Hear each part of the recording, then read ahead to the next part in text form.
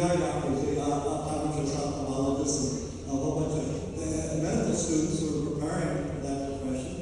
And he had to come down to Ecuador to his church in White Fields. There were at least maybe 15 of them that came down pro bono, all free, have a clinic for 3 days for the people who live in that area.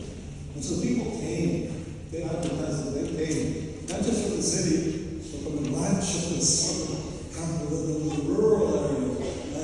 They came on bus, they came walking. I don't know how they got to home. They got there, and they were given tours. Many of them had never been to a medical eye doctor in their life. I was able to help them just a little bit, you know. I was able to translate for one of the real specialists.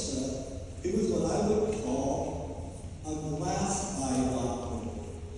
And I'm sure he had a more official title, prosthetic eye doctor, or like wireless, something like that. But when he did it, well, there were people younger and older, who came with deformed faces.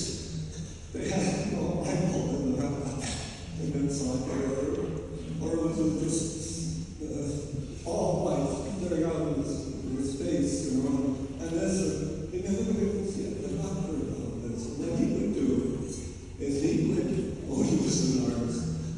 He would take a glass eye and shape it exactly to the socket there. And then he would meticulously paint that eyeball so it looked exactly like the other. You take a photo of it and paint it and then put it in your eye. It was just a whole new face, whole self-image for the younger and older people. And I remember one young boy came up and said to me, well, now, how can I see with both eyes? I said, no, but you look very handsome. And he looked in the mirror, and I could see the smile on his face. His life had changed. Oh, he looked so different, so good.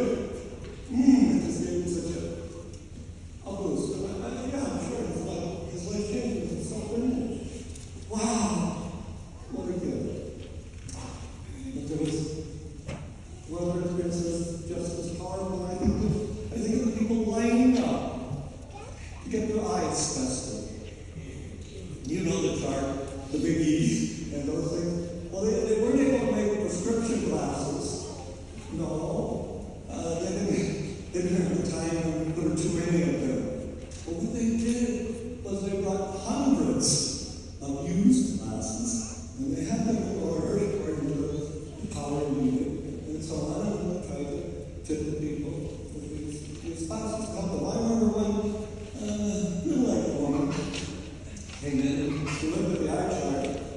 She could not read the Big E. You know the Big E at the top. She could not read the Big E. Well, they had some glasses, some of the most powerful glasses ever. And they put them on her. She could read the Big E. And the second line. And the third line. I think she got to the fourth line. To be able to read that chart. And she looked at that, and then she looked around. And she could see the faces of others and all the surroundings. And this is a spot on her face. It was a whole new world. A whole new vision for her. What a change that must have been. Well, in reading the gospel today, I was reading from that experience I had 40 years ago. The man of the gospel was born blind. Can you imagine being born blind?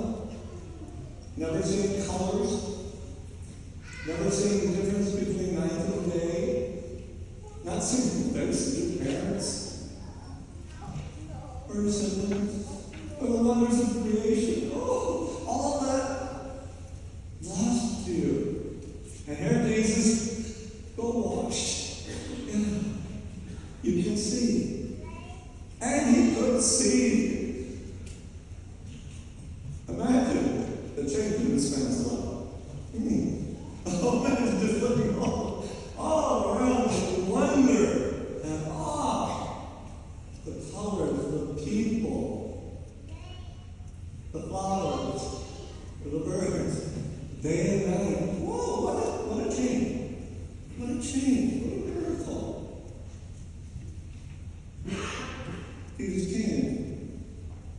might see.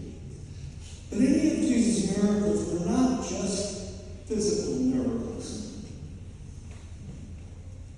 Wasn't that so with this man? It wasn't just about these eyes being able to see the world around us. Jesus came for so much more. He gave a new vision, not just to the blind man, to every one of us. A vision of faith, a spiritual vision. He came to help us see ourselves differently. Maybe like those people who got artificial eye there. They saw themselves differently. Wow, I'm okay. Yes, I'm not deformed. But he came so that we might see God's presence all around us. We might see totally differently ourselves and everyone around us. See God's presence in our families, those we live with, our co-workers, other students in school, whatever it is. Yeah, God is here. The wonder of creation. You take that for granted. Imagine for a moment that you couldn't see, that I couldn't see. Remember, oh my God, we open our eyes. What again, how blessed we are.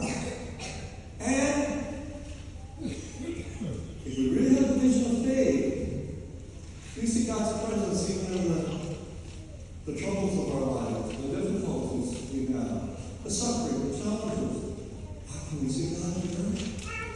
We can even see God's presence in the cross. If we just look with these eyes, with human eyes, it's tragedy.